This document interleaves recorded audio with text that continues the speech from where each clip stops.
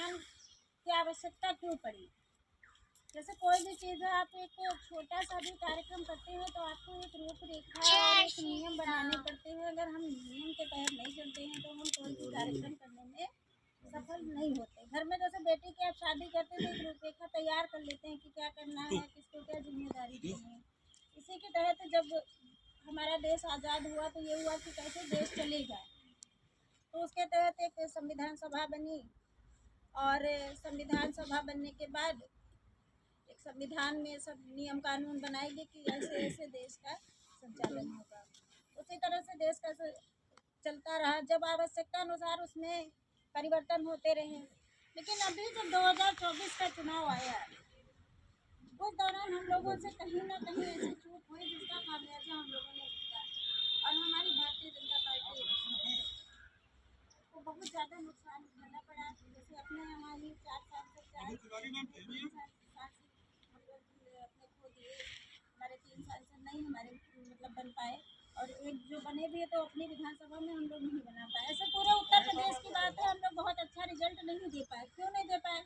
क्योंकि हम अपनी बात जनता तक नहीं पहुँचा पाए। उन लोगों ने कहा कि अगर भारतीय जनता पार्टी की सरकार बन जाएगी तो ये संविधान बदल देगी। क्या हम लोगों ने संविधान बदलने का प्रयास किया? भारतीय जनता पार्टी ने हमेशा नियम और कानून के तहत ही कार्य किया। लेकिन जो दूसरे लोग हैं, कांग्रेस ने अनर्गल बात फैला दी और हम लोग काट नहीं कर पाए। तो उसी के लिए हमारे संगठन ने एक निर्धारित किया कि हम लोग जाके, जैसे आप सब लोग यहाँ पर जो वरिष्ठ लोग हैं, आप लोगों को पता है कि कांग्रेस ने कैसे कैसे आप क्या क्या उन्होंने किया है, सब लोग आप लोग जानते हो। ऐसे आपको कुछ बताना बिल्कुल सूर्य को दीपक दिखाने जैसा है। बस यही बातें जाके आपको बतानी है कि कांग्रेस हमारे लिए क्या कर रही है और क्या इसने कैसे कैसे किया, और हमारी भारतीय जनता पार्टी की सरकार क्या कर रही है। तो उसी के तहत एक मंडल स्तर पर बैठक का आयोजन किया गया कि यहाँ से आप सब लोग घर घर जाएंगे, बूथ पे जाएंगे, कहीं चर्चा करेंगे, चाय पे चर्चा। जैसे आप बैठते हैं कहीं खेत में गन्ना कट रहा है, 10 लोग खड़े हैं तो चर्चा करिए, बस सिर्फ चर्चा ही करनी है।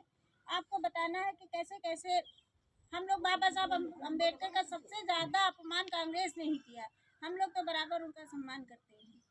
तो ये सब बातें हमको जनता तक पहुंचानी है ताकि हमारा देश सुरक्षित रहे, हमारा संविधान सुरक्षित रहे और हमारा हिंदुत्व बचा रहे। आप ये देखिए, पहले लोग ताजमहल देखने जाया करते थे। 2000 अब जब से ये बना है, आप इधर रिकॉर्ड देखिए, कितना व्यक्ति राम मंदिर आया है देखने। राम मंदिर छुट्टियों में आदमी राम मंदिर दर्शन करने गया, बनारस जाता है। क्यों? सनातन की तरफ हम लोग बढ़ रहे हैं और सनातन को बढ़ाने की जिम्मेदारी हम लोगों के कंधों पे है कि हम लोग जितना प्रचार प्रसार उसका करेंगे तो वो हमारे ही लिए लाभदायी है। कल को हमारे बच्चे, जैसे आज हमारा बच्चा कहीं जाता है, हम लोगों को डर नहीं। हमारी बहन, हम बहन बेटे चाहे जहाँ मैं खुद ही निकलती हूँ, रात भी हो जाती है, उनको कोई डर नहीं लगता कि 12 बजे अकेले पहुँच जाते हैं, कोई डर नहीं लगता है, क्योंकि हम भारतीय जनता पार्टी की सरकार में अपने को सुरक्षित महसूस करते हैं। यही क्या पहले था? नहीं था।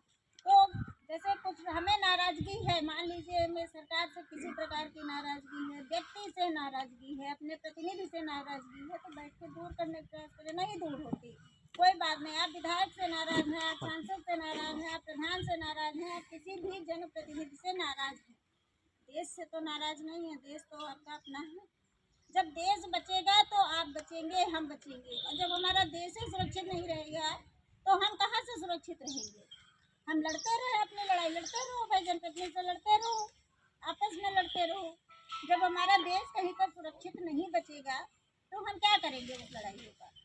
तो इसलिए हमें सर्वोपरि अपना देश मान के चलना है। और ये जो भी अभियान, जो भी बैठकें इस्तेमाल हो रही हैं, जो भी है, इसका मेन उद्देश्य 2027 है कि हमें हर हाल में उत्तर प्रदेश में अपनी सरकार बनानी है।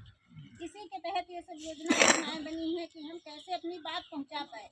चुनाव के टाइम कुछ हम लोगों की कमी रही, बैठक होती रही, हम लोग जनता तक अपनी बात नहीं पहुंचा पाए। वो लोग चुपचाप जाके और झूठा प्रलोभन दिया कि हम इतना रुपया देंगे, कहाँ से बांटेंगे। और वही चीज़ अगले चुनाव में नहीं चली